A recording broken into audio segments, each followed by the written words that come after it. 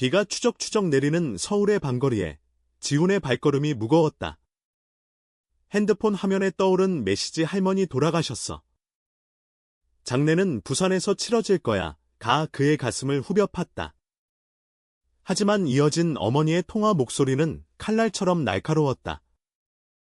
너는 오지 마. 네가 개이냐는 소문 때문에 할머니가 평생 고통받았어. 가족 모임에 네가 끼면 안 돼. 지훈은 그 자리에서 무너질 듯했다. 할머니의 따뜻한 미소, 어린 시절 손을 잡아주던 그 손길이 스치듯 떠올랐다. 그런데 이제 사랑하는 사람으로서의 자신을 부정당한 채 마지막 인사조차 허락받지 못하다니. 눈물이 주체할 수 없이 흘러내렸다. 지훈은 민석의 아파트로 비틀비틀 걸어 들어갔다. 민석은 문을 열자마자 그의 젖은 어깨를 끌어안았다. 무슨 일이야? 지훈아. 민석의 목소리는 부드러웠지만 지훈의 떨림을 느끼고는 곧바로 상황을 짐작했다.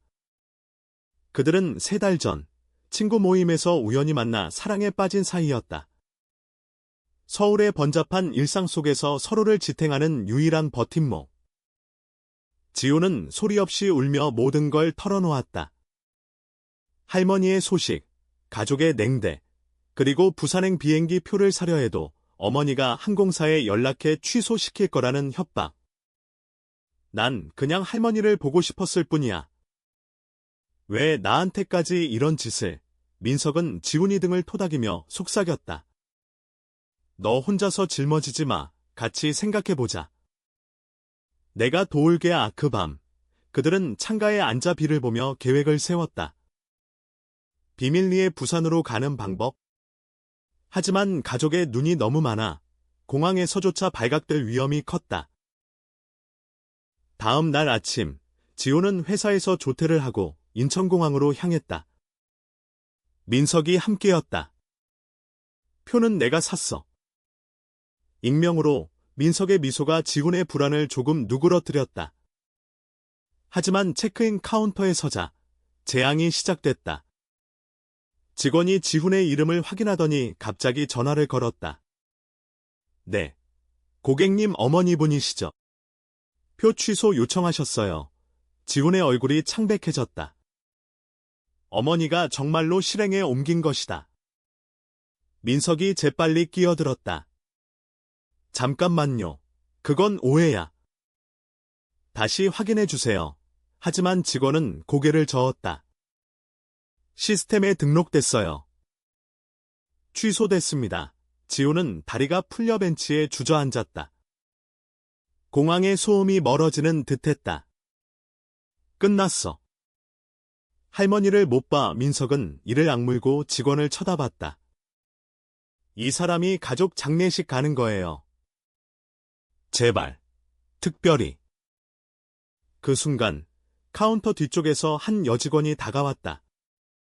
30대 중반쯤 된 단정한 유니폼 차림의 여성. 이름표에는 수진이라고 적혀 있었다. 그녀는 상황을 듣더니 조용히 물었다. 가족분이 왜 막으시는 건가요? 지호는 망설이다가 속삭이듯 말했다. 저 게이라는 이유로요. 할머니가 제 유일한 지지자였는데 수진의 눈에 공감의 빛이 스쳤다. 그녀는 컴퓨터를 두드리며 동료에게 속삭였다. 이건 특별 케이스야. 갑자기 그녀의 표정이 밝아졌다. 잠깐만 기다려요. 제가 도울게요. 지훈과 민석은 서로를 쳐다봤다. 이게 무슨 일일까? 수진은 그들을 별도 라운지로 안내했다. 우리 항공사는 이런 사례를 몇 번 봤어요. 가족의 편견 때문에 고통받는 분들. 제가 상사한테 말할게요. 라운지에서 기다리는 동안 지호는 민석의 손을 꼭 쥐었다. 민석아, 내가 있어서 다행이야. 너 없었으면. 민석은 지훈의 이마에 입을 맞췄다. 우린 함께니까. 이게 우리 사랑의 증거야. 그들의 대화는 자연스럽게 과거로 흘렀다. 지훈은 어렸을 적부터 가족의 기대 속에 살았다. IT 회사에서 일하는 평범한 샐러리맨, 하지만 내면의 진실을 숨겨야 했다. 할머니만이 그걸 알았고, 사랑은 자유로워야 해. 지훈아라고 속삭여 주었다. 민석은 반대로 자유로운 예술가였다. 그래피티 아티스트로 활동하며 서울의 벽에 무지개를 그려왔다. 그들의 만남은 운명 같았다. 하지만 이제 그 사랑이 시험대에 올랐다. 수진이 돌아왔다. 그녀의 뒤에는 항공사 매니저가 있었다. 40대 초반의 남성, 엄격해 보이는 얼굴. 백혜 씨. 아니, 지훈 씨 맞죠? 매니저의 목소리가 부드러웠다.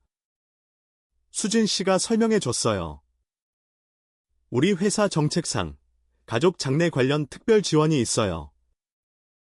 표 취소. 그건 무효예요. 대신 특별 비행을 준비했어요. 지훈의 심장이 쿵쾅거렸다. 특별 비행이요. 매니저는 고개를 끄덕였다. 프라이빗 제트예요. 우리 바이피 고객분이 취소하셔서 빈 슬롯이 생겼어요. 부산까지 직행. 1시간 만에 도착. 가족분들 모르게요. 민석이 놀라 물었다. 정말요? 비용은? 무료예요. 이건 정이에요. 매니저의 눈빛에 스며든 건 과거의 아픔 같았다. 공항의 활주로에 서자 작은 제트기가 기다리고 있었다. 지호는 창밖을 보며 눈물을 삼켰다. 할머니, 제가 가요.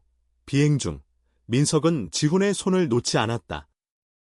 그들은 하늘을 날며 미래를 이야기했다. 장례 후에 같이 여행 갈까? 제주로. 지훈이 웃었다. 그래. 무지개 해변에서. 하지만 부산에 도착하자 예상치 못한 충격이 기다렸다. 장례식장 앞에서 어머니가 서 있었다. 어떻게? 여기 왔어.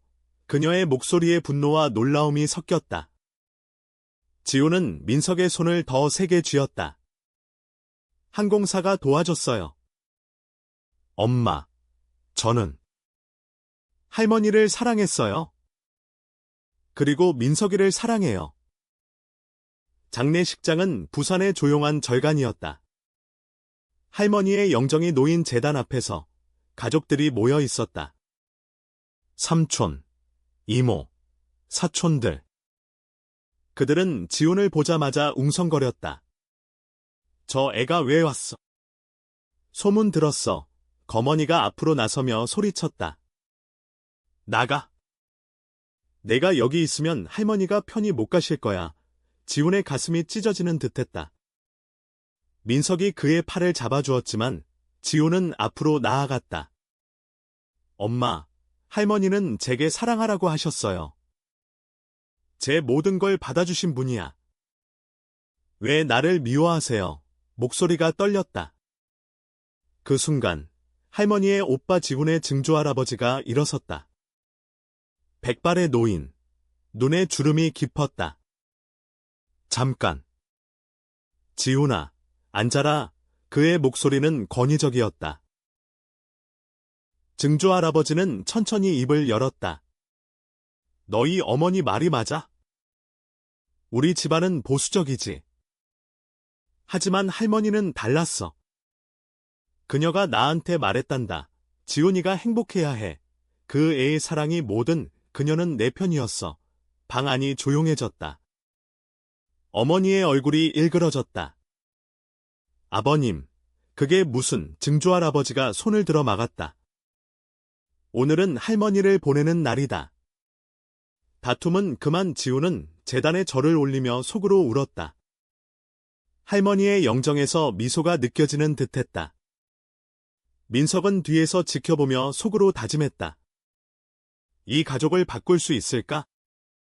장례식이 끝난 후 가족 식사 자리에서 긴장감이 고조됐다. 삼촌이 술잔을 들며 말했다. 지훈아, 그 친구는 민석을 가리키는 손짓에 지훈은 이를 악물었다. 민석이는 제 연인입니다. 사랑하는 사람이에요. 테이블이 얼어붙었다. 이모가 헛기침을 했다. 그건 현대 사회라지만 우리 집안에선 검언이가 폭발했다. 이게 다 내 탓이야. 할머니가 왜 그렇게 늙으신 줄 알아? 내 소문 때문에 지호는 자리에서 일어났다. 엄마, 그 소문은 제 진실이에요. 숨기지 못해요. 할머니는 그걸 알았고 축복해 주셨어요. 민석이 부드럽게 끼어들었다. 저희는 서로를 아끼는 평범한 커플입니다.